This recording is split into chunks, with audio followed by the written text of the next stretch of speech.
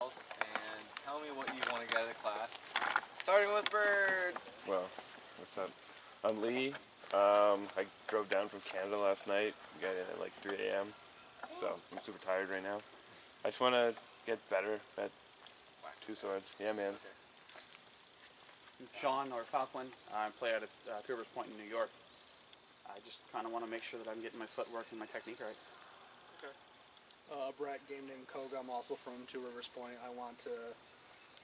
I'm alright at single, but for whatever reason, when I pick up two swords, it's like I've never held swords before, so I would like to change that. Just like, wait, oh god. Devin Harrell.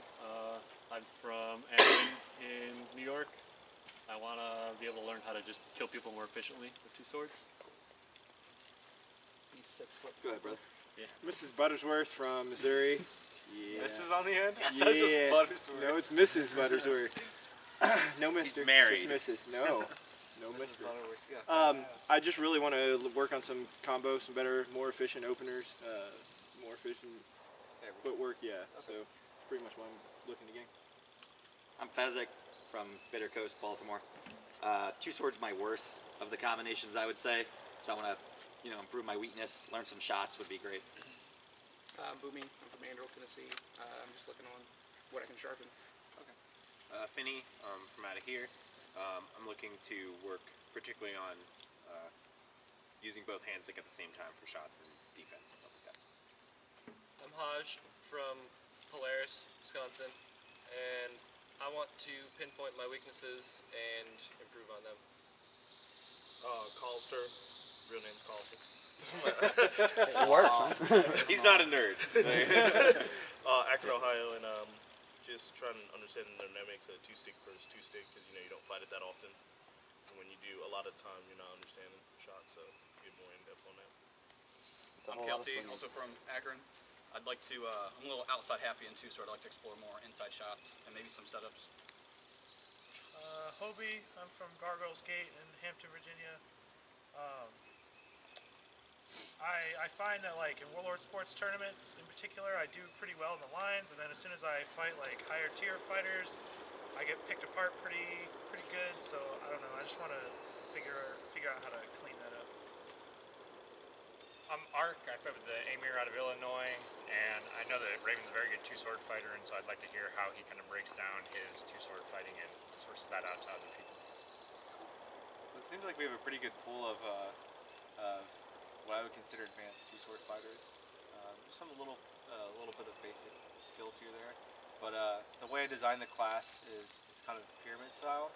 So we're going to start with except it's reversed. So we're going to start with a small amount of information first, and we're going to slowly blossom out into lots of conceptual information, so that we can really cover a basis of people's skill levels in a way that would make sense to them. So first we're going to start identifying stuff you should have been doing or should be doing as a basic Florentine.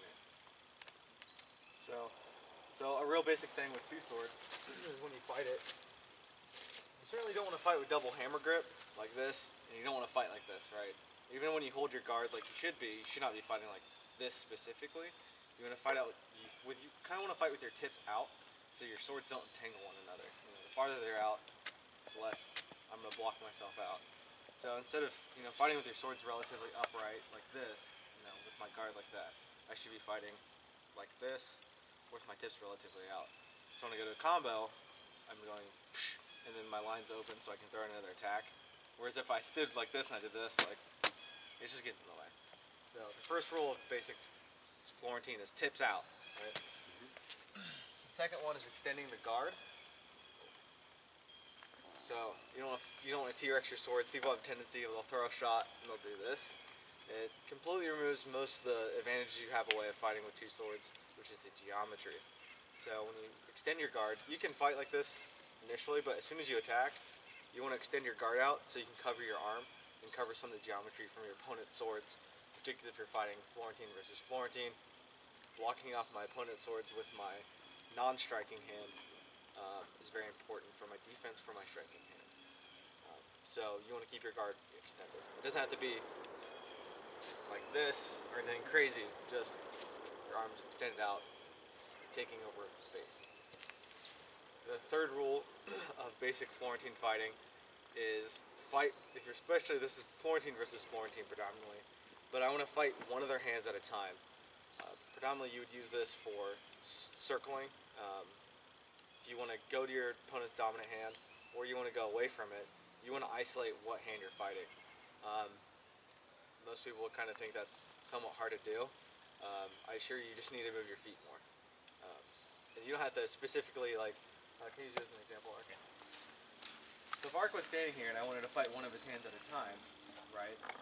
If I just stood here, I'm like, well, I could do a little bit of like this, do that. That's fine, but you can also, you know, if I wanted to say fight that hand at a time and not this one, even though it's his rear hand, it's harder to get to. Notice I'm fighting cross hand, I'm not hand matching him, right? So I can actually access that side a little bit easier with my jab than I would otherwise. So if I'm standing like this, what I would do, just as an example, I could start my strike off by just going like this. So I have my sword versus his two swords, and I can still jab with my leading hand to his off on. So if you're trying to reach to the offside, just step with that. Also with that, you also kind of tied up his own sword. And yeah, I'm definitely using geometry to block out the sticks. So as I'm coming in, I'm actually going to do a jab like this, right, with my rear hand, so I can swing with it. It doesn't have to be super exaggerated, like this or anything. It's just literally I just go, boop, right? Or if I'm hand matching it, and I wanted to fight one of his hands at a time, I could probably just. Now the important part was not necessarily that I got to the side of his body. It was also his sword was in his own way, and my sword was against both of his swords. So there's a very low chance of his rear hand affecting me at all, right? I mean, this one could still do some stuff, but it's more important that I got away from that one, and I can get both my sticks on that side of his body. So think about it at what side you're on. We'll cover that more in a later section of Florentine. So that covers the basics. If there's any questions people might have, tips out, extend your guard, fight one sword at a time. Okay. We're gonna move on to the actual portion of the class. So we're gonna identify some language first, so that we're all speaking the same language, and you can inhale some of the information I'm gonna say, because the things I say aren't inherently Amp-Guard related. So, identifying some language. So, in Florentine, you have two swords. One of your hands is going to be your front hand, and the other hand is your rear hand, unless you're standing square, if you want to do that. So if I'm saying right foot forward, this is my front hand, this is my rear hand, right? So my hand's back. Same, front hand, rear hand. Unless you're standing square, in which case you'll still tend to lead like this. Like even if I was standing square, this is now the front hand, and this is the rear hand at any point in time, right? Second thing, we have onside body, offside body, and quadrants. So the front side of the body, right, this is my onside, because I am towards my opponent, and this is the offside of my body.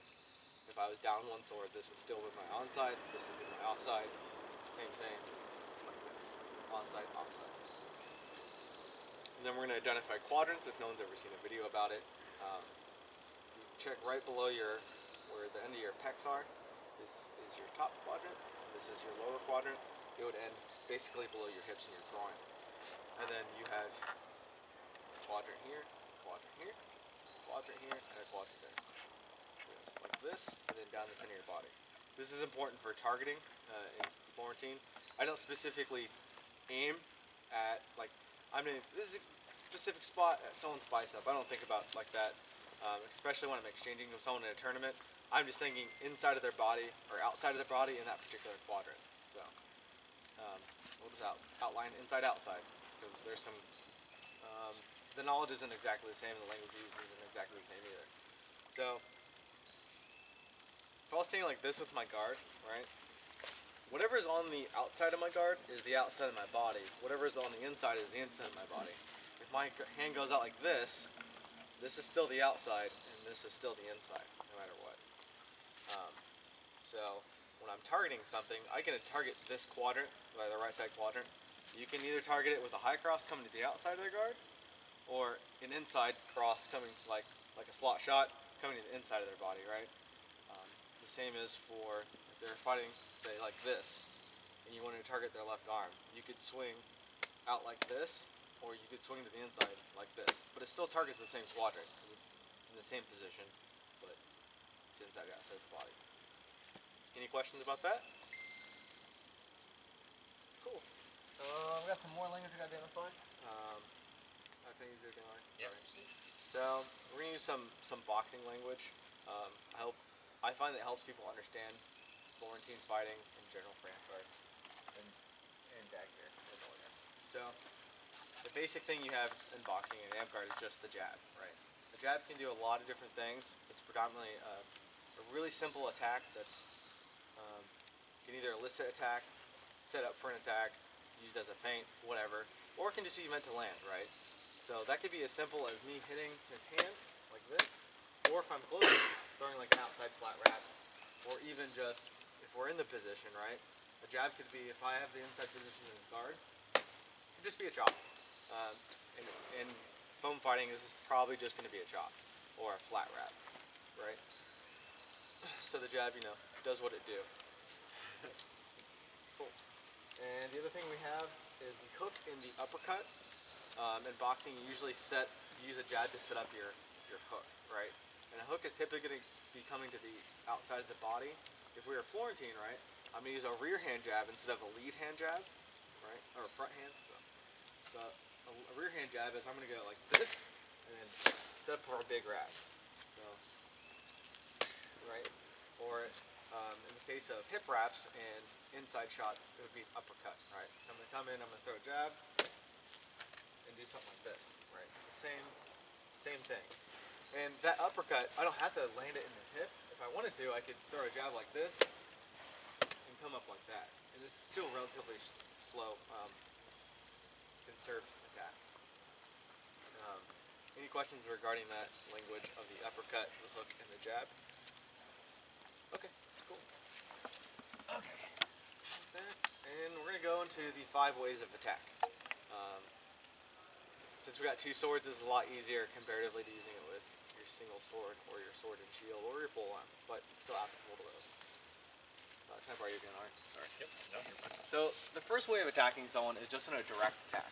I'm going to take typically a single movement. I'm just going to come in and hit you. Typically you do this against people with a weak guard.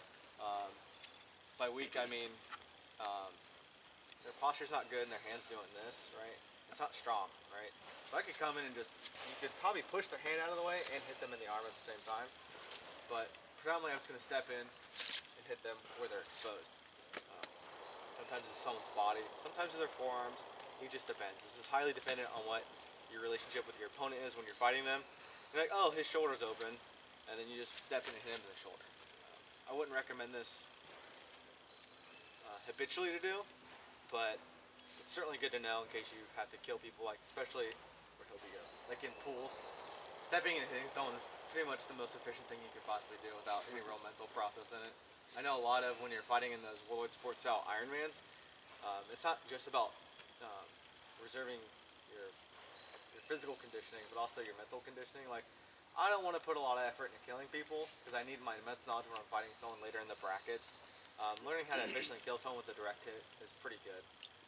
Typically, I just walk at them and then just hit them, and hopefully use some good geometry and defense to make sure I don't get killed when I do that. We'll cover that in the later section. The geometry and defense. The second one we have is the progressive indirect attack, aka a feint. So a feint does a couple things. It opens their guard. It also allows me to close ground without getting hit, or without it allows me to close ground more in a disguised manner. So if I'm starting out here, right? Some people are just afraid of someone stepping and hitting someone. Sorry. It's like stepping and doing this, right? Sorry. Well, if they know that I'm going to step and do this, right, off of, because I just killed them with a direct attack, the next time I just step and feint and throw that, or as an example. So a progressive indirect attack is something that should be progressive, right? I should be advancing my position on my opponent. If I can get their guard to move out of position and do that, well, hey, we're winning, right? I just hit them. So this is a feint. It is also dependent on getting you to the next position where you need to be.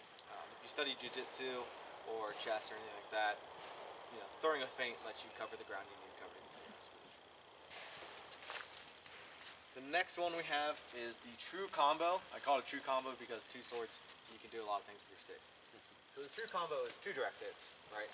I'm gonna come in, particularly this is good in pools too. What I like to do is often a true combo for me is my first shot is to the inside of their guard. Typically they'll check it with their leading hand, and if they don't, I'm gonna hit them in the arm, Right. which is good because they expected to block it, and if I hit them anyway, I immediately follow with another arm shot. They're dead.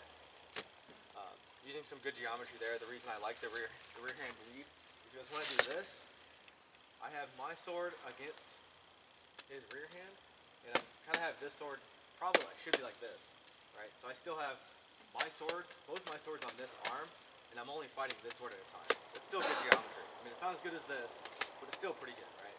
That's why I like leading in like this, lateral, throwing two direct hits, except they work off of one another. Good combinations. Any questions about the true combo and arm? Somebody? Okay. Again, if that true combo doesn't work, it just turns into a progressive attack because I'm moving your guard out of place and hitting you. It's the true combo is like, hopefully I hit this guy twice, or you can go like arm leg, which is a really good one. If you expect to land the first arm shot, just hit him in leg with the second one. They don't have to naturally work in tandem to open the guard. The rain's messing up my papers. Yeah. The next one we have is a good one if you love cross gaming. It's still good in AmpGuard. It's a little bit better in Bell and Dag, in SEA and stuff like that. This is the direct manipulation. So this is equipment manipulation essentially. So say they got, they're kind of weird, and you don't want them to like stab you when you're doing something. So you're just gonna essentially come in. I like using my rear hand for this too. Just right. I'm just gonna push their sword out of the way. This would be also good if we were sitting like this. I want to do a good attack that's probably not going to leave me exposed. You just push their stick out of the way and hit them. You can do this with a lead. The opposite of a lead would be a post-initiation setup. So post-initiation setup, I know that's a big word. Essentially, I'm going to do my attack plan after you've started your attack. So say if Art comes out with an outside flat wrap, I'm going to, as he's coming in, I'm going to parry and swing.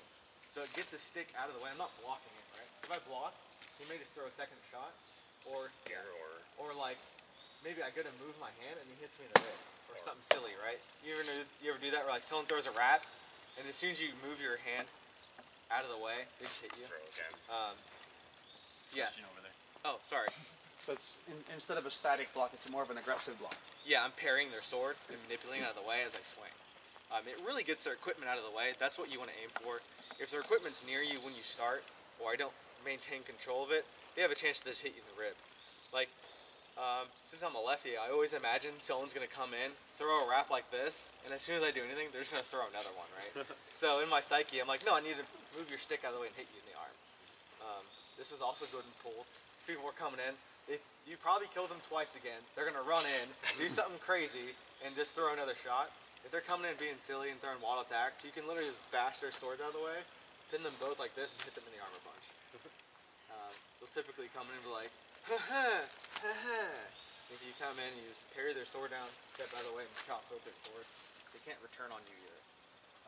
The manipulation one takes a little bit more time and nuance to understand when you can do it, but I swear to you, there are times that you can do it for pretty much anyone.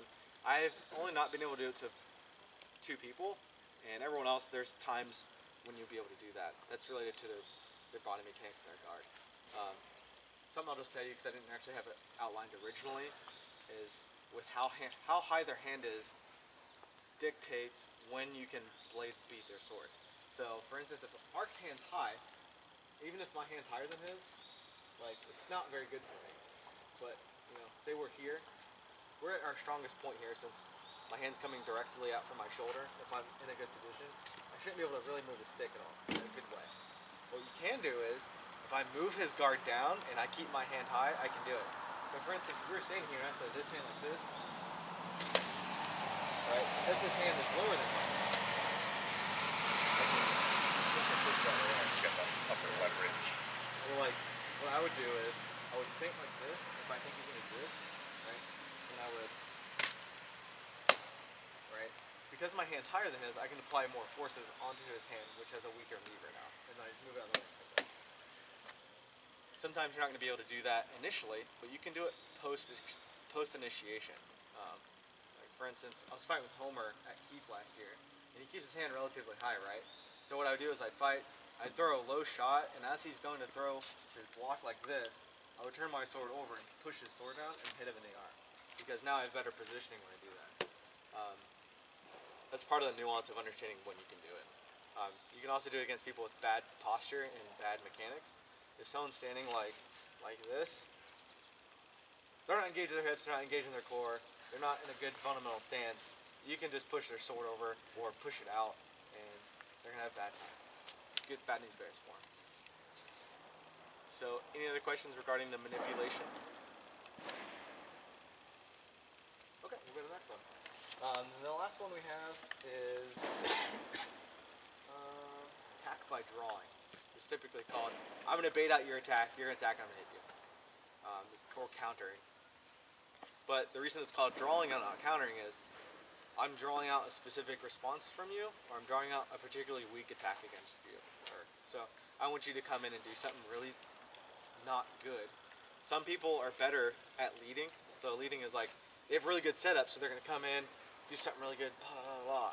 But they may not be super good with, say, particularly if people come from a block strike background, they're typically really bad at leading. So what it is you just let them throw a really kind of crappy jab because they don't know how to set up.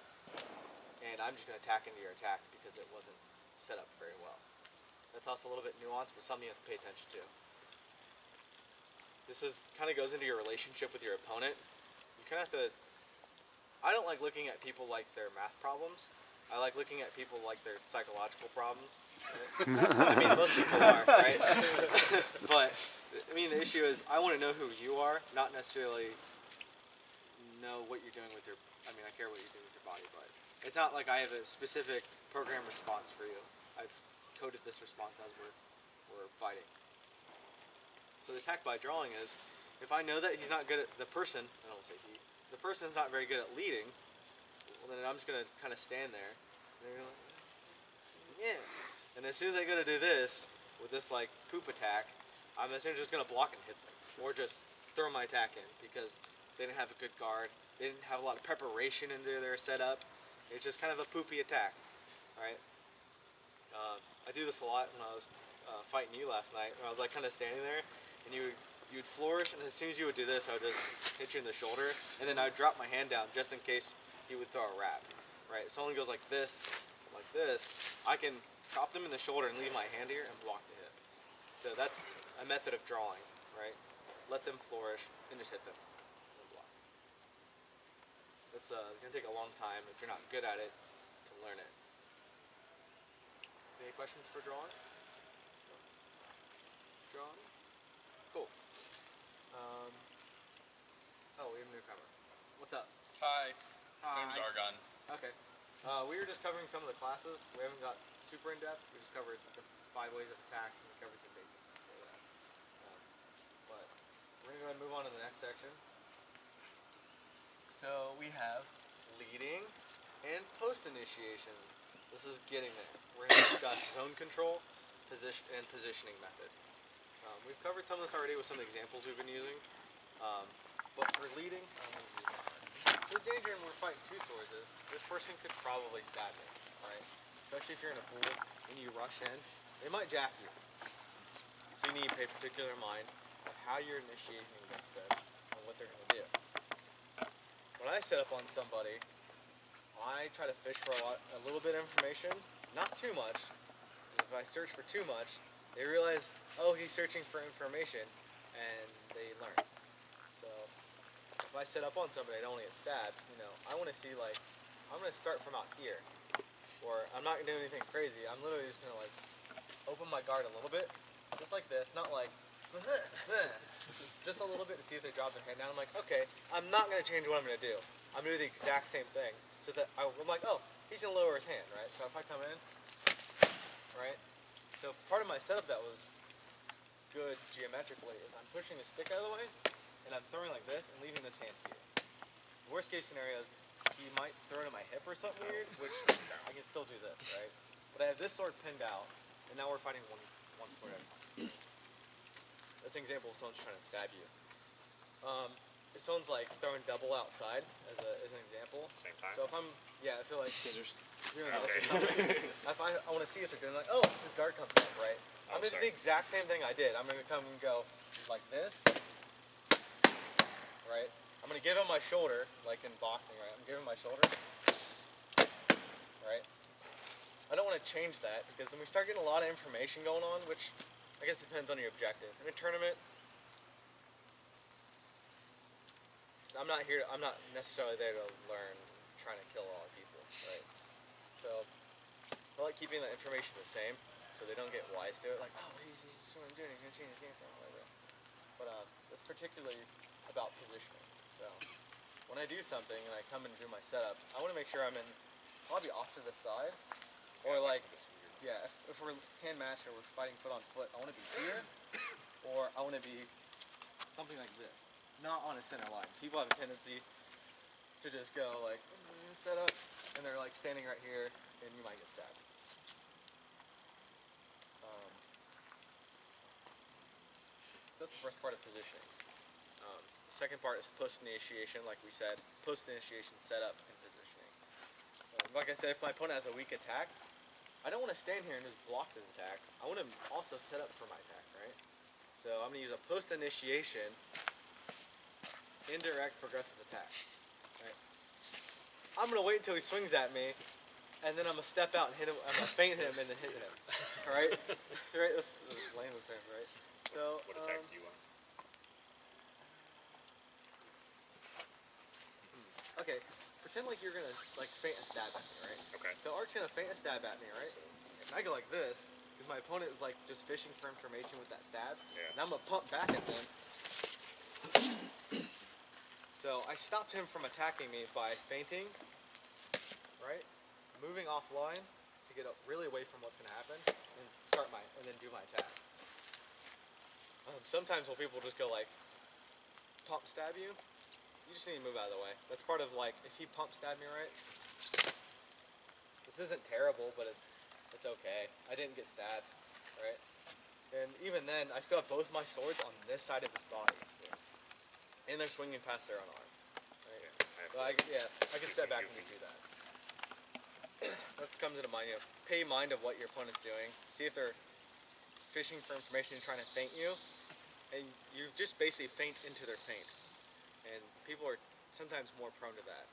If you have someone with a really stoked defense, like they're just standing there and you feint them and do whatever, they're like, no, I'm not going to do anything, I'm just going to stand here. You're like, okay, well, let's see if something else works. Which that would be attacking them when they're attacking. That's the part where they're weak. They can't utilize their good static defense. Questions? Do you have to worry about like, because if that's not a feint and your feint is like calling their bluff, right? Like you could just end up getting stabbed, right? Because that what you thought was a feint was actually just him trying to stab you. Something that's gonna help though, like if I'm fighting like this and Art goes to pretend to stab me and I do this. Okay. Right? Yeah, you're still blocking. Yeah, I'm throwing my attack, but I have this hand here just in case. Right. Tie the there or push it off. I can do this. Yeah. But the moving to the side really helps too, because instead of being like this, right, he could still stab me. I'm actually like this. Yeah. If he pump stab me, I guess if we did in real time, if he would have pump stab me, right? So I threw the little feint. Hopefully their hand comes in, which actually brings their stab more straight. Right? Yeah. So if they're coming like this, I'm like, and I just kind of pivot. Pivoting really helps too. Most people like to just jump to the side. If we're close enough, pivoting is just way better because we're going from here to here, right? Or vice versa. If we were going like this and he went to stab me, I can go like this. It's just part of the position, part of the initiating position.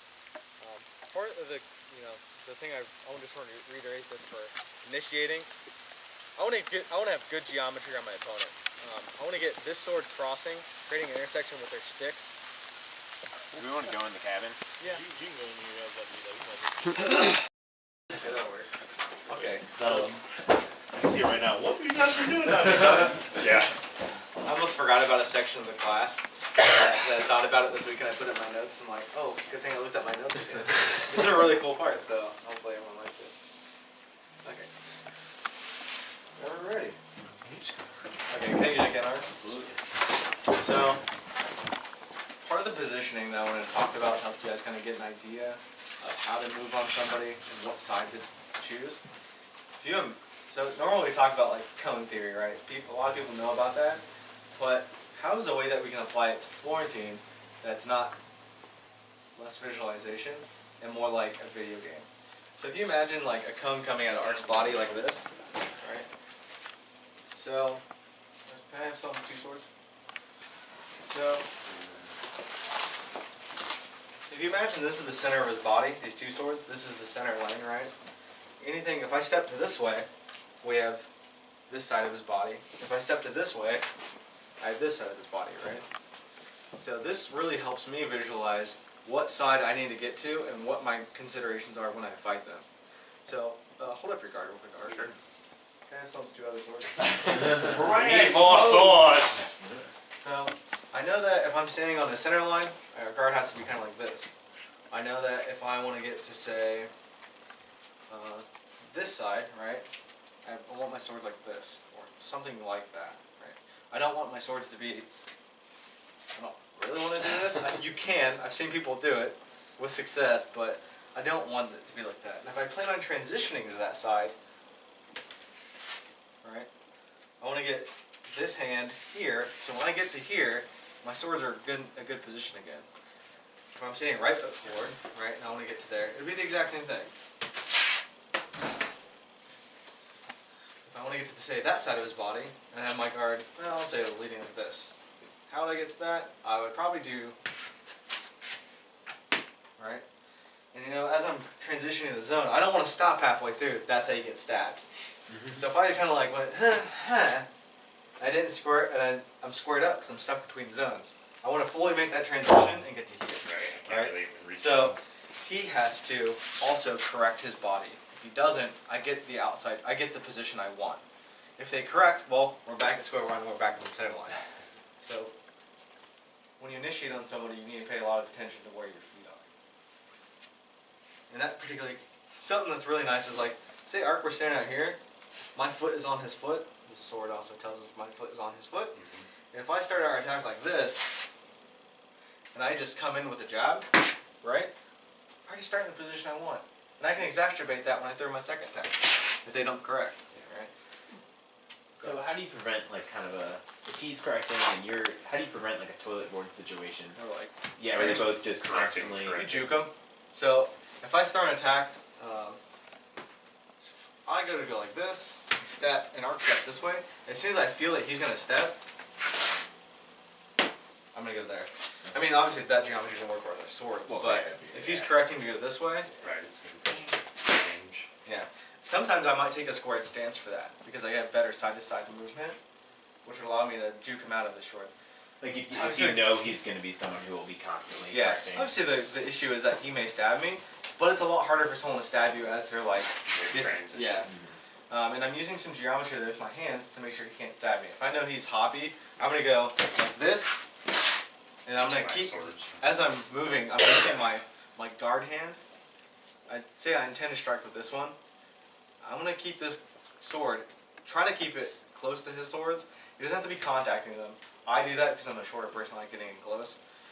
But I want to keep it somewhere like this. And because I'm moving away from this hand, right? Because I had gone like, and he's moving that way, I don't have to worry about an outside attack from that. I just have to worry about not getting stabbed, and I'll leave it like this. So my sword's crossing here, and it's blocking his stab just in case. Yep. Does that help? Yeah. Okay, that was awesome. Yeah, I like this setup. I'm like, that's really good. I should talk about that.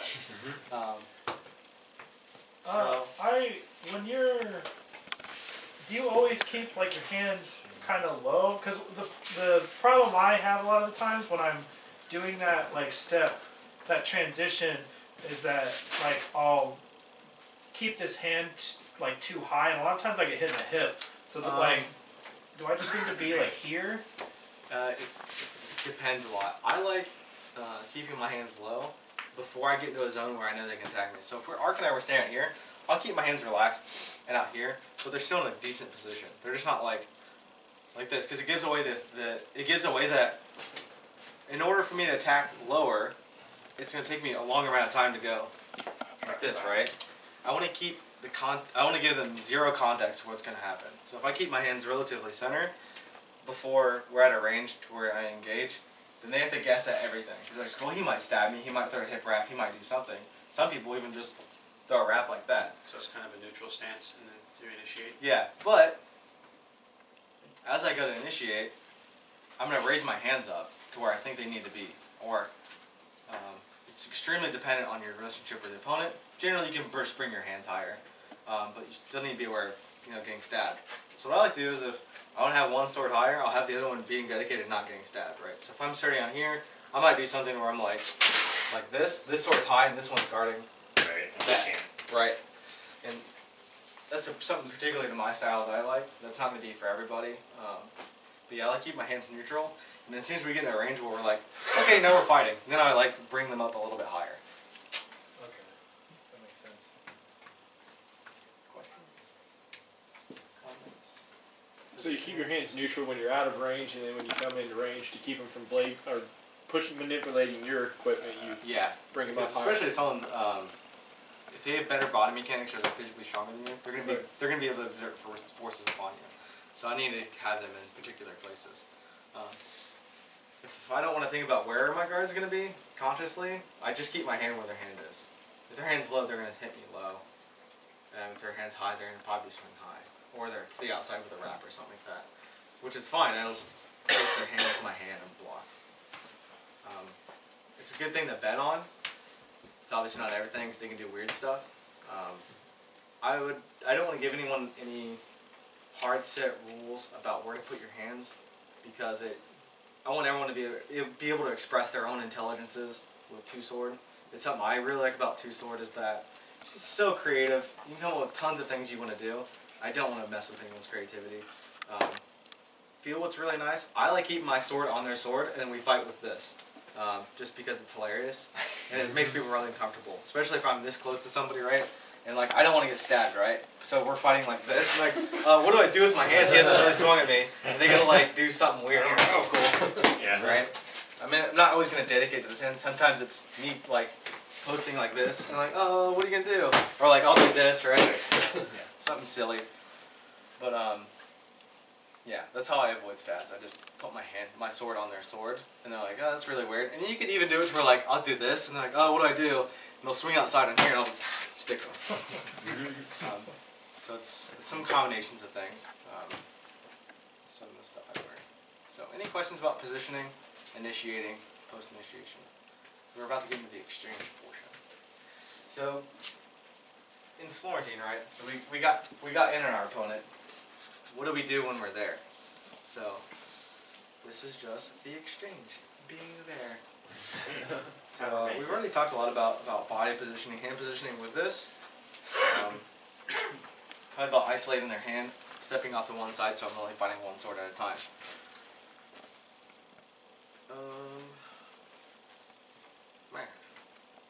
Okay, so we're going to move to the offensive portion of the exchange. This also kind of ties into defense, but not really. I think it's more of an offensive feature.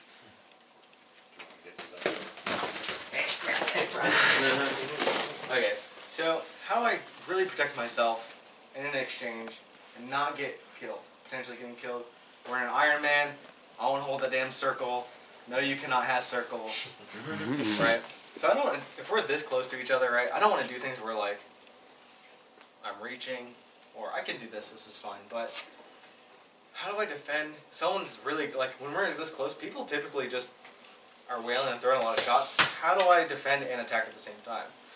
I want to do things that allow me, when I swing, my arm is blocking potentially the next thing that's going to happen, or I'm swinging into their attack and potentially blocking it, right? So, if, say I had done something where I go boom, boom, and arc comes to hit my arm, I might turn and do that, like a stop hit, right? Or I might do something where, like, say I went, like, feinted a stab, brought this hand over and he swings to this side, I'm going to swing or block both of the swords like this so I can attack again. Sometimes it feels like you're cleaving and chopping, especially when you're coming like this and then dragging your hand back across. But like a really good, something that's really good is a cross chop. Some people aren't very good at it, or it leaves them exposed to the rib. How I would cross chop somebody without dying is if, say, like, I got this hand to come out from Mark, say I went like this, he swings out the outside, I do this. Now when I do this, I'm not going like, I'm not throwing a cross, right, because he's going to hit me in the rib.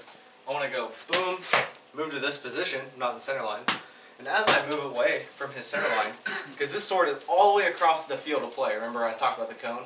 It's on the opposite side of the cone, and I move to this side.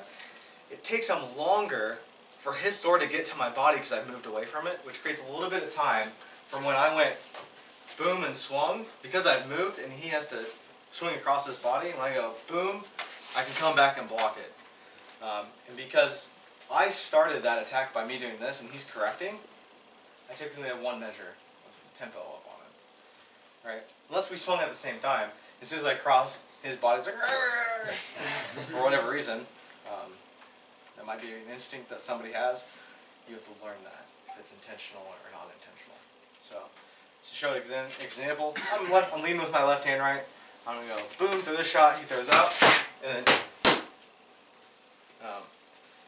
try to get him. We'll do it again in real time. So okay.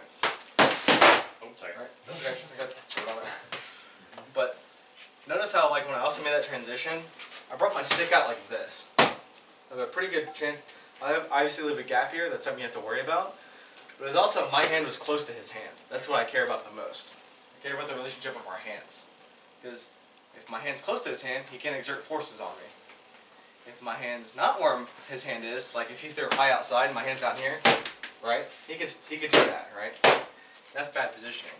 He's got better leverage. Right. And when I come back to that block, right, when I swing here and he swings to the outside, so I got like this, I'm going to end my attack close to his hand, so as soon as he goes to return, I just bring it across. I don't want to go like this, because then I have to bring my hand up and out, versus just straight across. Go ahead, Paul. I was gonna say, so when you block him out, would it make sense? Like one of the things is to dive to his that sword hand instead of resetting for that block. Can you just dive? You mean like physically, like just? Yeah. When you block out, and because one of the things is when I do that, people just hit me in the hip. You can if they're coming and throwing an uppercut, right? So we were like this. Yeah, that's on. Once you get to there. You want to do this? Yeah, just dive. You technically can do that if they're slow. I would not recommend doing that because going towards your opponent's sword creates a shorter measure of time in which their sword needs to reach your body. There's some things in lefty food that I'll do where like I'll throw and I'll make a transition laterally towards them, but that's because they're swinging to the offside of my body. But I noticed when I started moving towards their sword side, they had a really good chance of hitting me in the rib. So if Ark and I were left-handed, or sorry, hand matching, and I did something where I was like, I threw like this and I stepped like this, my shot would be late because I'm moving closer to the sword. If you did want to move to one side, I don't think I would move to one side. You can move. So when I say move to one side, I would not move diagonally this way towards your sword. I would probably move just sideways. Right? If you don't want to just move your hand across like this, just move to the side. You don't gain any time, but you don't lose any time either. Or you could just, instead of doing that, and I wanted to block a rib shot, right? Oh, sorry. So we were here. So we're I want to block a rib shot from Mark. I can also just pivot. Right? So I'm moving that target area out. Point my target location. Right. For me. I'm going to here, and I can also throw 2 cross drops at one, too, or just whatever. Yeah. So I would probably pivot or just step sideways. I would try not to move towards them. Yeah, because when I try to do out to the block part, most of the people just go underneath it. Yeah. So it happens. I know it definitely happens. That's why. So it's try to better keep one sword guard. Yeah, so it's better if I'm not at that level where I'm getting at, just pivot, pivot or move to the left. You just have to know that I'm attacking with one sword. The other one should be guarding me. If I gotta say we were in this position again, I'd block and went like this. I need to pay attention to the sword that's gonna be killing me now, right? Or whatever.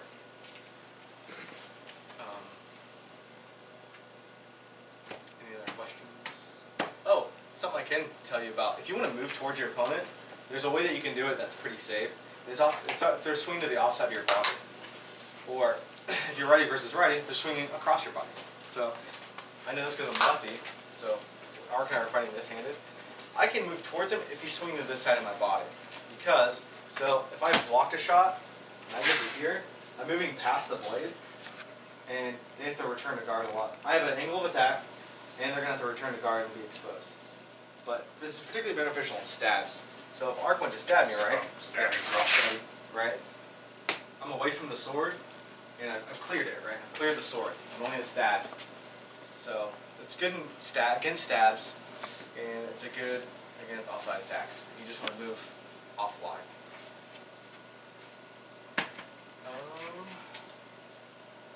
Okay, since you said that, Kyle, we're going to go to the next phase.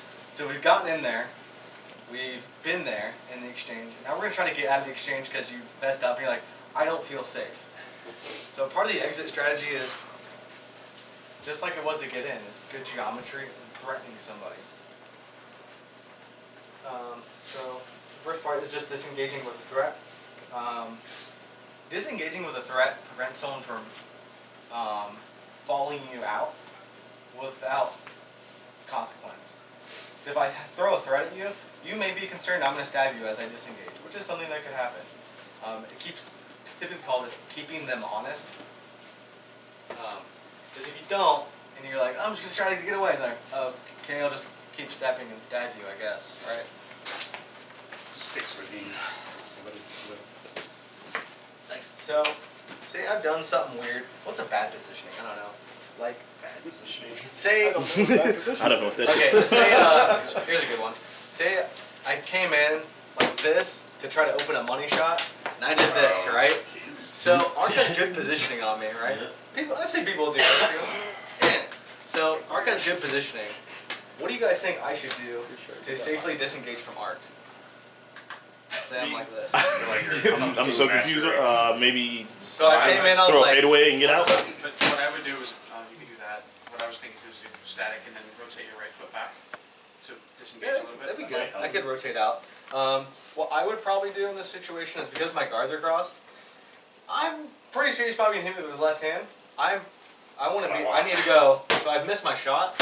I probably need to go. Yep. Right? And I have the good geometry, right? So that's just a simple attack, so he doesn't hit me with that hand too. Because if I didn't hit this hand, and I gotta do this, he just probably hit me in the rib, stab me, whatever. Because he could go, jab, stab. Right. He covers your rib.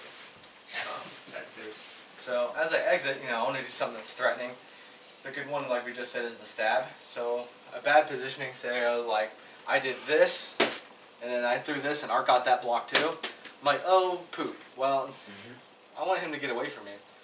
And I don't want him to hit me in the inside of my body, right? Right? So what I'm going to do is, I'm going to throw a feint stab as I'm stepping away, which would allow me to get the hell out.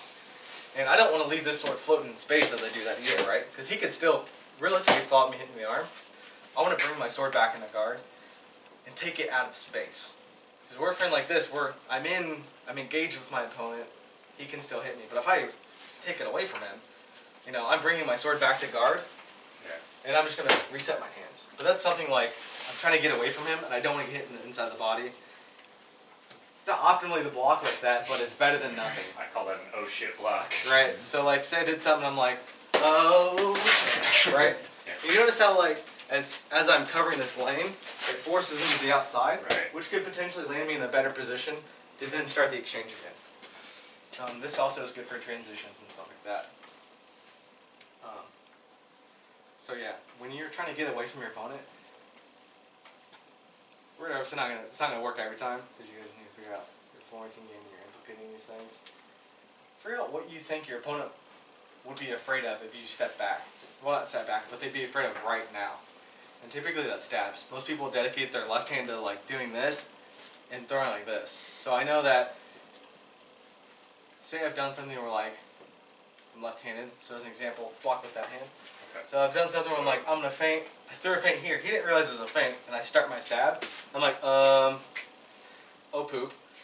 So I can't really reach him, right? But if I went like this, right, his sword comes off my sword and allows me to step away. So previously he had pinned my sword. Well, how am I going to go for you? Right. And now I have my good guard position in case. Some people will go block and stab you, right? So if I go like this, You're saying. right, I still need to be aware that he might attack me with a hand that was not being threatened, right? Because people tend to block with one hand and swing with the other one. Well, he just blocked with that one, and he's like, "Oh, I can swing now," right? Oh, look, right? Because I guarded and paid attention. Any thoughts, concerns about exiting from an exchange or transitioning? Do you always want to change your line up, like say not off your center line, but you always want to move to one side or the other when you're exiting, or do you just kind of? I would try to if you think that you can. A lot like it's just like all fighting. I mean, can only think about so much at a time, right? Your conscious brain can only do so much. If you practice this stuff and backload it into your unconscious brain, and you feel that you can do that, and you can calculate for those things, and you just know. I guess you're not really calculating, you're just knowing that things are going to happen. Then yes, I would, the best thing you can possibly do is every time something happens is you can step and get a new position. We can't all do that. I can't do that for every single thing. Sometimes I just get caught up and I'm standing there and just throwing, or blocking, doing whatever. Or something happened that made me guess that something was completely different and my brain didn't know what to do. So the best thing I can possibly do is hope for good geometry, because I was like, for instance, if we're tied up like this and Ark just lowered his hand all of a sudden, like I have to reconsider like what's going on. And the most awful thing I do is like, oh, I need to do this, right? It's the right thing to do. You can't do the right thing all the time. Sometimes I'll just stand here and go, okay, right? Or like I'm like moving my hands around preparing. And sometimes when I'm like confused with what's going on, my reaction is to move. Some people's like, oh, stab that guy, right? Different reactions to things, but typically when I feel confused, I'm just going to move out of habit. I would try to habitize those things, because every defense, every offensive maneuver, everything you should do, you should be moving your feet one step. If you do that,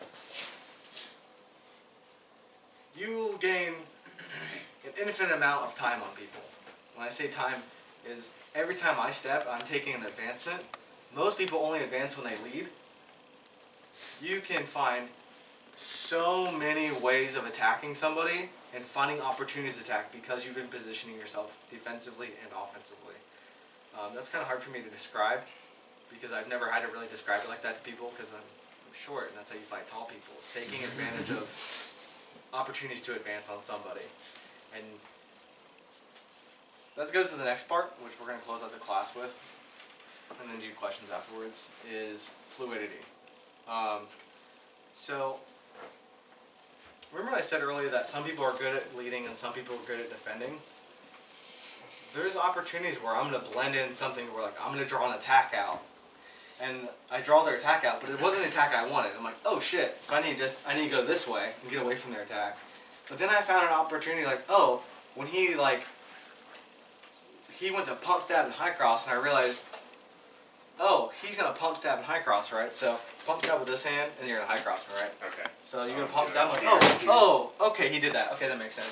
So what I'm going to do is, instead of just going like this, right, and getting away and doing this maybe, right, I might just do something like, he goes to pump, stab, right?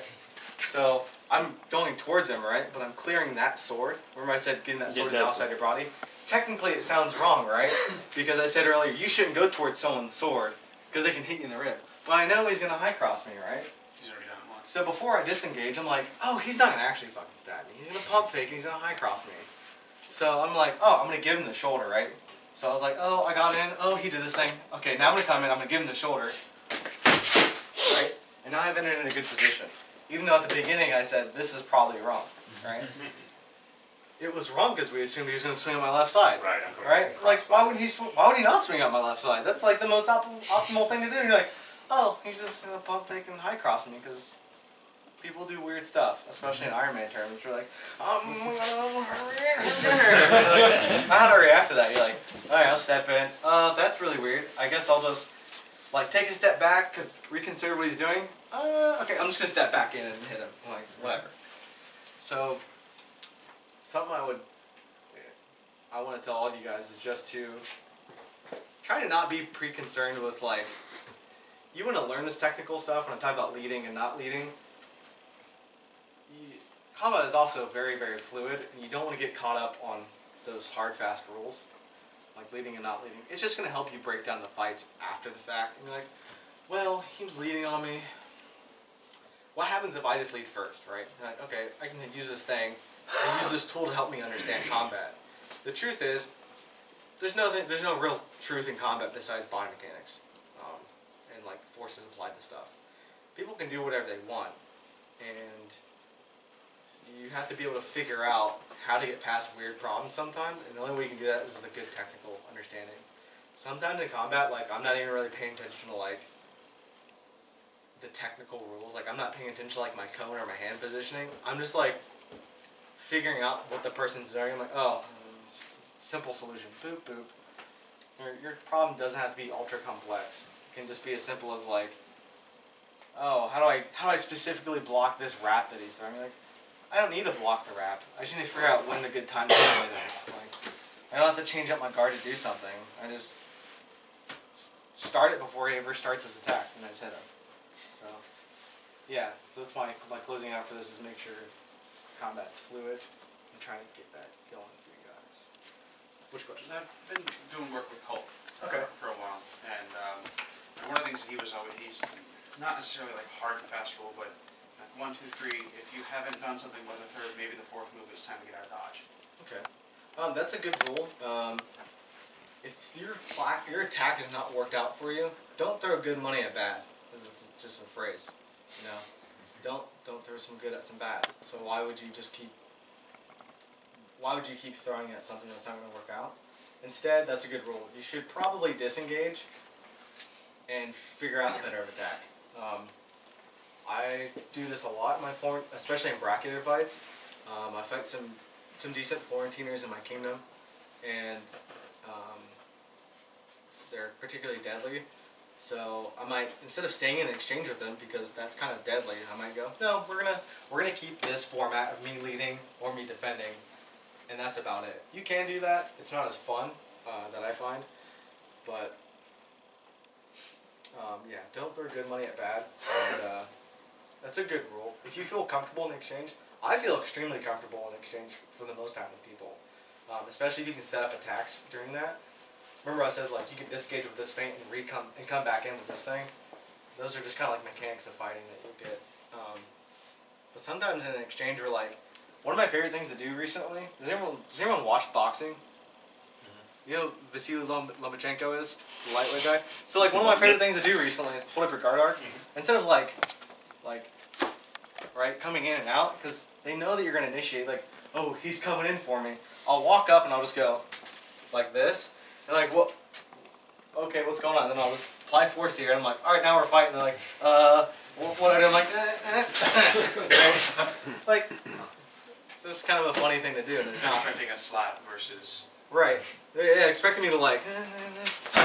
Right. They're like, oh, he's ready to fight now. It's like, They just keep their hand out. yeah, I'm just going to stroll up. They just do this. They fight like this, I and then start they... walking around and doing weird stuff. So I feel comfortable doing exchange stuff like that.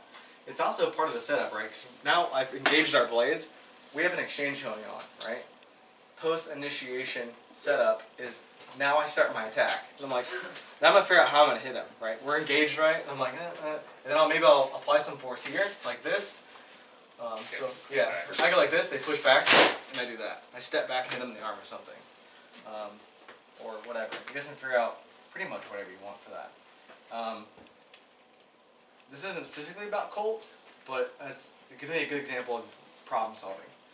So you might be fighting Colt, and sometimes you're thinking in your head, well, he's throwing this thing, how do I block with that? How do I step like this or whatever? Super easy problem solving. You can problem solve for all that. It could take you a couple days, weeks, months, depending on like how different your skill levels are.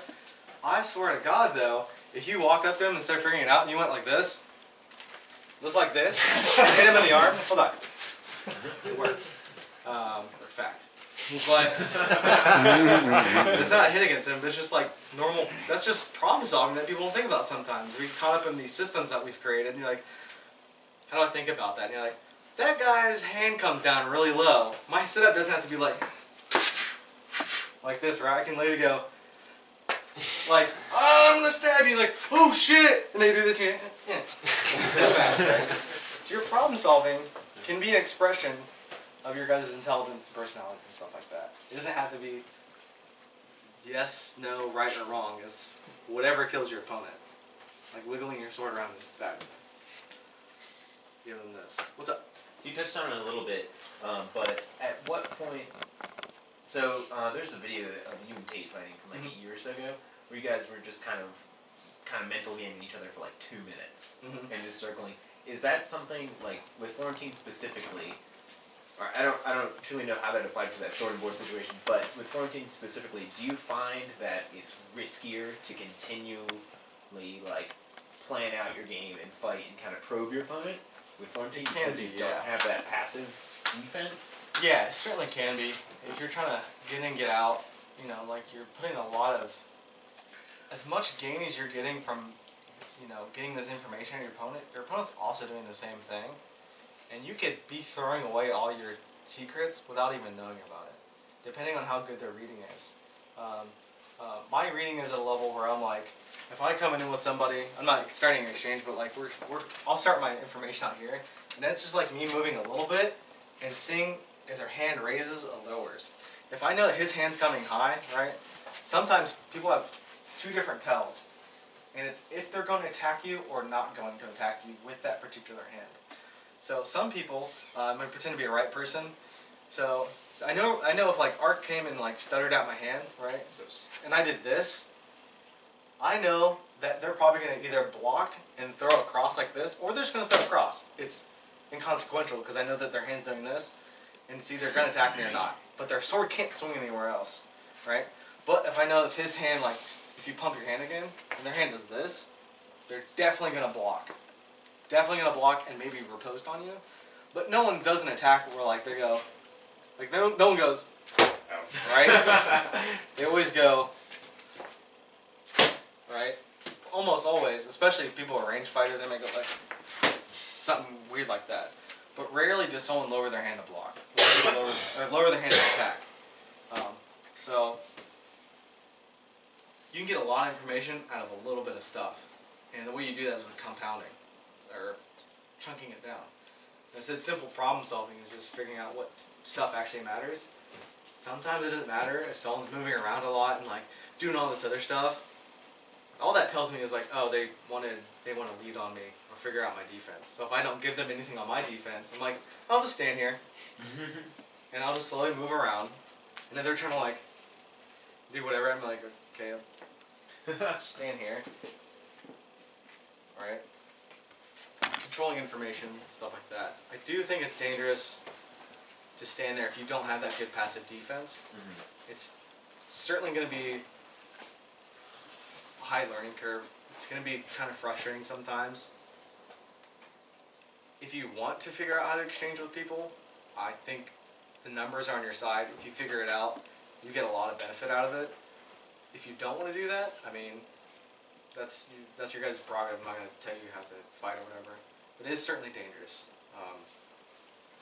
Yeah, it's, I don't know. It depends. It's what you like, I guess. Okay. So I see this a lot, especially in Tyler Court, because there's a lot of people who like to backtrack or continually backtrack, so you wind up chasing them all around the field. Oh yeah. Yeah. Or we're just pushing them back. Yeah. So would you counter that by just kind of standing there and just letting them come to you eventually, or would you, like you said earlier, continually take a step? How would I do them in particular? I'll just, how I do with a person with the first initial K, E-O-N-G. Yeah. So, something to know about the person was an example. Their posture is like this, right? This hand ain't doing shit, because it's not in a position to where it can properly strike. Right. Right? Their hand isn't engaged and ready in combat. Their hand's lazy. This hand is also low. What that tells me about that particular equation is that they have weak body mechanics. They're not prepared to throw complicated attacks. They're probably going to throw a big rat when I get in close because they're scared, because they're not prepared. They're not prepared for this position. So you're like, well, I'm just not going to fight in there. I'm just going to throw a big rap when you come in. You're like, that's fine. I'm going to keep my hands relatively conservative. I'm not gonna try to do a lot of crazy stuff. That person's probably ready to react to you, and as soon as you do something crazy, they're gonna like lazily stab you, or like fake you out with the Statue of Liberty and stab you anyway, or like they might do something. But I know that person's not prepared for an exchange, especially if I start that exchange with dominant position with my hands and my body and stuff like that. They have a weak defense. What would you do against somebody who has a weak defense and is not prepared for a good exchange? How do you think you guys, I'm going to crowdsource this. How do you think you would fight a person who stands like this? Keep them on their back, but they have no balance. Okay, yeah. They kind of stand like this, right? They just constantly back up. I feel like I rotate to the one side. Yeah, so you gotta get away from the raising Like hand that, anyway. yeah. And you tie up their strong hand. Yeah, and they're not gonna. Most people aren't gonna come all the way across. Yeah, if they do, they're probably prepared to go like this, whatever. In those situations, I like to figure out how far their back step is, because I feel like in a lot of situations, my lunge is farther than their back pedal. So like, if I can lunge really deep, I'll be able to be close to them instead of them like I can't do like a little thing. I need to like really jump. That's at good. them. I like that too. Something that's really good about your guys' approach is that like these are all actionable things and measurable things. They're kind of an athletic way to approach things. Like, oh, he can't do this, so I'm just going to do it better than he can because he doesn't have that capability to do that. My problem solving in particular is I just go, I know he's reactionary, right? I don't want to give him any reaction when I start my exchange, right? This is telegraphing or not telegraphing your approach and masking your approach. Remember I said some people are like in and out. They know that you're attacking because you're like just walking up on people. This particular person in general, I basically just walk at them. So yeah, like this. so like but you're prepared to react, right? Yeah. So instead of like me doing this, oh, he's prepared. I'll just go like, right? I'm gonna pin both of his sticks and just hit him. That may not work out. He may raise his hand up. That's okay. As I'm coming in, this direct hit, I'm prepared to do this, right? Shit happens. He raises his hand, right? So when I swing this attack, he raises his hand up. This sword is guarding against in case he throws a wrap or a stab. When I brought my hand up, it's also a progressive indirect attack. So I planned on doing this, right? But as soon as I hit and I saw his hand raise, it turned into this. That's just, you're going to have to work out this mechanics and stuff like that. That's a good problem solving is just lunging because they can't do body mechanics. That's also good problem solving attacking the offside of their bodies. I like that. Those are all good things for identifying weaknesses in your opponent's structure, exploiting them. So those are all different manners of expressing your intelligence. So ain't nobody right, ain't nobody know what's going on. So keep doing what you guys like to do. More questions? I have a note on that last part. I actually fought the same person he's talking about. And what I usually do is I keep rotating towards his sword side and then throw a safe. Like this side or this side? About this for a second. Go his right hand. So it's usually like this, and then I throw the safe stab here. Oh, Super good, and right? come in there. No, it's good because his hand's high and I can't get any mechanical forces because he started the position with better mechanical forces. So it's like, well, I guess I'll just move out of the way. Or in the case of you like we said earlier, I get tied up in the exchange, I need to get out because he has dominant position. So, I mean, he could pivot. He's not good. The person we're talking about. Well, you should pivot. Like, you should get away. It's better than like trying to get away and he's still exerting force on your blade. I mean, I'll just get out of the way, I guess. Just, I don't have to move this foot. Just right. I feel like there should be classes and the name is just some fighter. Really, I'm going to Tato 101 today. Some fighter. You like pantomime that person. I actually have a question with the way that you guys are defending, because when I'm fighting flow, I tend to defend like arches with the bottom sword out the front. Because I tend to defend if I have my back sword here, I tend to get bound up, especially for the stabs. So I mean, is it yeah. I don't think it actually matters. I find that way more comfortable for me. Yeah. I like it for sweeping stabs. Is one of the things that I enjoy that's about it. the opposite. I don't know, man. I can't give you a good answer on that because I don't think about that anymore. Besides what feels good to me. Okay. Right? So it's just a matter of preference. There's some things you just know, like my short shouldn't be out here. It needs to be right here. For something you're doing, you're sensing like maybe they're going to go to the right side. If they're going to the right side, maybe I'm baiting it like this. If I'm like this, maybe it's too much of a bait, right? So maybe I'll hold my hand up like this, and I'm having this sword down. Like, bet you won't swing out to my right side, and they do. And that's okay, cool. But if I'm particularly worried about, if I want to focus the right side of their body, instead of holding my sword like this, I keep my sword like, I keep my right sword like this, so I can be prepared to go to whatever side I want. Typically, if this sword, because the difference in my body, so if my sword's like this, if I really want to engage with my front sword, I have to bring up my back foot a little bit and square my shoulders and do this. And because I'm doing this, it works better if you're hand matched, if you're cross-handed. Both my swords start out on his side of his body. If they're left, I mean, I have the hand match them, right? I can do this. So, yeah. I can, but the thing I don't typically like about it is because my swords are innately crossed like this, and this sword is in front of this one, I have to be really paying attention to my position. So if Ark and I start out like this, right? Okay, I'm going to turn just to show you. So if he and I start like this, this sword is on this sword, and this sword's on the outside of his body. Both my swords are relatively dedicated to this side. I can make transitions, you know. I can go like that. But what if he moves? That's what I'm concerned with. So if my sword's like this, and I go to like start this attack like this, and he pivots to this side. This way? Yeah. Yeah, that's bad for me. Because I have to like try to cross in, especially if you're attacking me with his right hand, right? It's kind of weird, right? I can do this, but like, especially if he moves while I'm doing that, I'm trying to untangle my swords or change their orientation. So just kind of like react to this naturally, because I think he'll do it anyway. If I was like, right, he could just take this shot, and he was planning to pin this sword the whole time, right? What if Ark was planning to pin that sword anyway? Now I just wasted an attack over here when I was trying to get to this shot, and I'm like, oh, that's... And you already gave him what he wanted anyway. Right. And I like keeping this sword back so they can't interact with it. I'll do that more against sword and borders, so I'll have this hand out here because I want to be prepared to defend with either hand against a stab. Especially if it's, they pump fake a stab and they come out, like, right, I want to go block, boom. But sometimes I'm walking up against a sword and border and it's a little different. Like, maybe I'll just have this hand back and I'll have it like this, like, I want them to throw outside, I'm guarding against a stab. So I'm like, walk up like this. I want them to throw outside so I can go, and I have this hand ready so I can go block and just come down and chop them. Or I block and they go, oh shit, they bring their shield over and I go, and just hit them in the shoulder. So that's, what I'm describing is in a way to evolve your attack, why shit's happening. And when you do that is preparing your hands to do what they might need to do. That just comes from experience.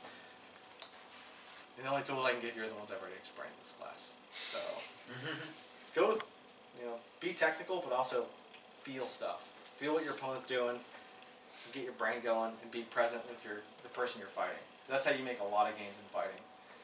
Like, if you went to an event, and you're like, just thinking of people as like, just a template, right? You may not learn as much. But if you're present with each individual you're fighting, you'll gain a lot of information from people like, oh, this guy's a particular equation, I solved it like this, I solved this person like that, whatever. The training's just a little bit different. Does anyone have the time? It's 10:45. 10:45. What's our class at 11? It should be, I think it's 9:30 to 11. Any other questions? Yeah. I would try to explore a lot with your Florentine. People tend to limit themselves way too much. I try to be relaxed and casual. Sometimes when I'm fighting Florentine, I just have my hands down. I'm just kind of strolling out here. I'm prepared to fight. Like, my hands aren't like down. My hands are just kind of relaxed.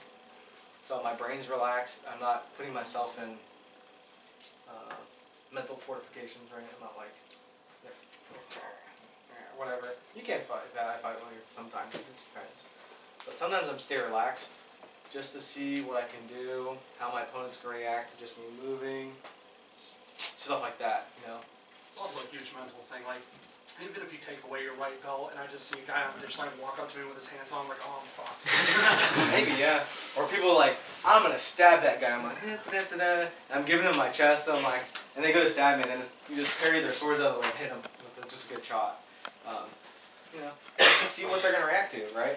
If I was on guard, right, and I was walking like this, you may be like less likely to stab me. But I was kind of like, your opponent reacts more naturally, and they'll just do whatever they're going to do. Alright, so play with that a little bit. Something I didn't intend to express in this class was having a I telegraph my approach on when I lead sometimes way too much. That's a weakness I have. But something I didn't intend to explain was having a non-telegraphed approach and just being casual with people. It really, really changes the way people fight. And it's really odd because I shouldn't be able to get close to somebody with my hands low and casual, but because I've not alerted them to danger, they're like, I guess there's nothing to be afraid of, even though you're like this close to them, or like whatever. Whereas if like I start in an on guard position, like out here, like, like we're ready to fight, right? I'm kind of like, right? It's different, so. Actually, I have a question about that. Yeah. Do you ever feel like in doing that you get caught off guard or caught with like your feet in a bad position or anything like that? If you're crossing your feet, you can definitely screw yourself. Something I do try to pay attention to, even if you're in an on-guard position and you're circling with your opponent, right? I try not to cross my feet. If I do cross my feet, it's at a range where it's inconsequential, or I'm baiting them to come at me because I'm crossing my feet. But if I'm being casual with somebody, it's kind of like, you guys remember that old video with Spendthrift and Brennan when they're explaining guards and stuff like that? And he says the lazy guard. The lazy guard it's not lazy, it's engaged, it's just slow. Now what that tells you is, even if someone's that particular thing, you can look lazy, but still being mindful of your body. So try not to cross my feet. If I'm circling with someone and being lazy, like, I'm trying to step like this, so in case they do something, and I don't want to like stiff-legged either, you know, I kind of want to like try to be ready and not cross my feet. So if I cross my feet and Art did something weird, he might break my ankles, right?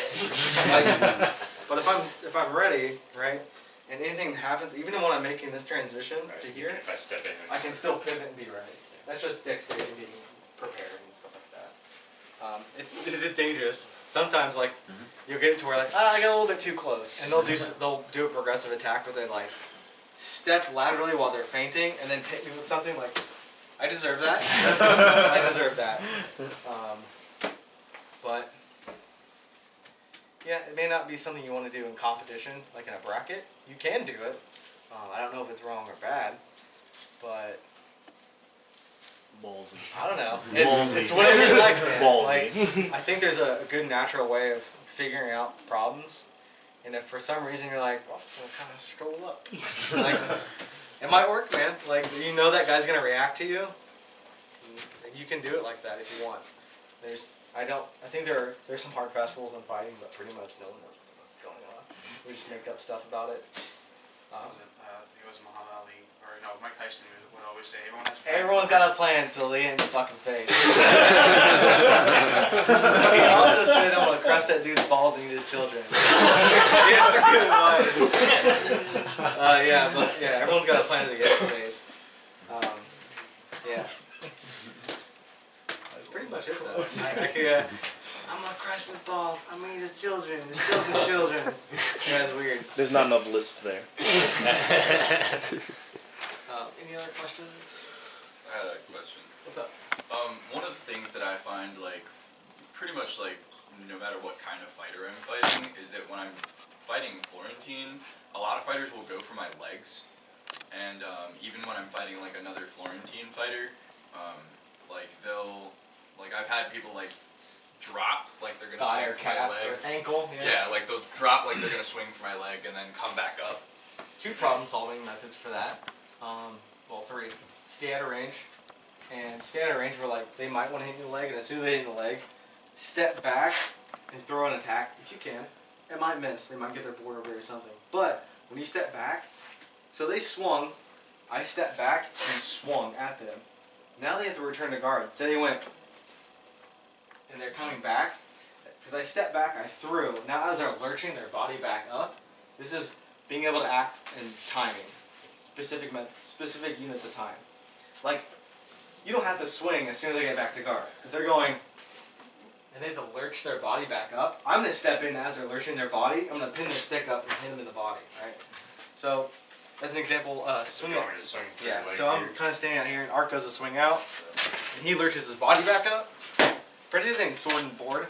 they're gonna come up like this because you just advanced on them, right? So pretend you got a shield arc. So I'm gonna stand out here, arc swings, right? I should just get my sword pinning in his stick and hit him like that. Especially if you're in your bell dag, a lot of guys will turn to a high guard.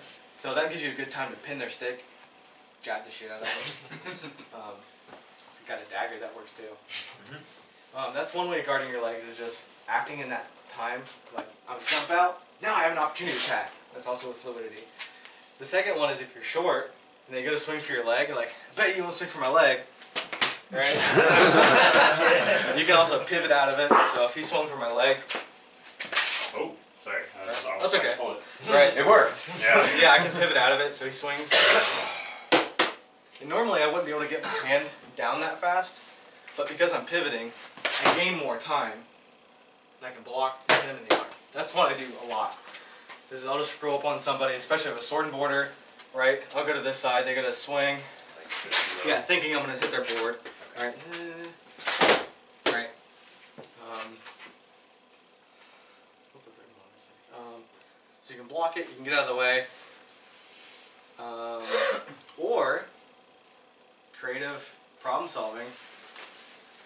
So pretend you're a sword and board and you want to chop me in the leg. So normally a Florentiner might do this, or like whatever, right? What if I just approached him like this? What would happen? Like, I'm guarding against my leg. Doesn't look available to me. Right. He could swing out my arm, but it's dead space, right? And because my hand's farther back from his hand, technically you would say, well, he has better mechanical positioning on him because his hand is high. I'm like, that's true, but what the issue is, he can't swing at my shoulder because it's too far away, right? Normally, you'd imagine his hand would be up there. I wouldn't be able to get my sword this high. But because my arm is extended and guarding my leg, they're going to swing up my arm. I have plenty of time to just raise my hand up and block my arm. Yeah. I wouldn't leave it here and try to do like this, because they might just hit you anyway. Or they might take a big leap and do whatever. Yeah. But if I have my sword down here, like, they're going to probably do that, or they're going to throw a feint, step all the way around, try to hit me in the shoulder. So my guard. you're talking about that. Either way, I probably want to hold my sword low. As he goes to step in, pivot. You're creating that time that you didn't get otherwise, because pivoting is great. But yeah, you can really trick people out. Like if I don't hit the leg, a lot of times in single sword, if I got armed, and say we armed each other, and I don't want the other guy to hit my leg because we're both offhand, I'll just stand like this, right? Like, okay, guess we're gonna fight this, right? I don't even hit the leg though. Just letting you guys know it's less than 10 minutes left. Okay, thanks, Mikey. Thank you. And some people are real tricky. They'll like hit me in the leg or whatever. But like if I just hold my guard like this, I'm forcing you to fight up here. So a lot of people will go, well, he's guarding his leg. I guess I won't throw at that. Some people are intelligent, like I should fake at that, then hit him in the leg. And sometimes you're like, right? Be precarious. You can hit the leg and just step away from their sword, so you can have time to block like this. If you're in bell dag, they might just fucking cleave the shit out of your leg. This isn't gonna work. Sometimes people are like, instead of like fucking tearing your meniscus with an attack. If that's the case, I would revert to the other two plans. If they're throwing a pitiful attack, then you can certainly stand like this. It's a lot stronger than the guard looks. They would have to throw the inside of my guard. But even when they do that, I can still block like this. It's not as optimal as blocking from this point, but they're still trying to apply forces in a really weird way. Some people will try to like attack like this while I'm blocking like this, and like, well, he's just blocking with his wrist. That's not true. I actually have like my back engaged and the arm extended out. It's just instead of being here, it's right here. And if I was straight up, I wouldn't have any real force to be able to block with. But since I'm engaged, the sword's actually pretty tight. Like, yeah, just kind of way of like look. It looks weird, but like it's not as weird. It's like I used to think throwing a backhand was an impossible attack. Like it's like there's no way that's good, right? Right. Like so, if Ark holds up his hand, I throw a backhand. Like I was like, there's no fucking way you can get good force on that, right? Until I was like started pelling it and like, yeah, there's no force if I just try to wrist it, right? But if I'm like, right, I can basically punch his hand, and because I'm turning into it and I'm using good body mechanics, you can get good force out of it. It's just one of the things you're like, that looks weird, that's dumb. You're like, it took me 4 years to understand that's a good attack. Right?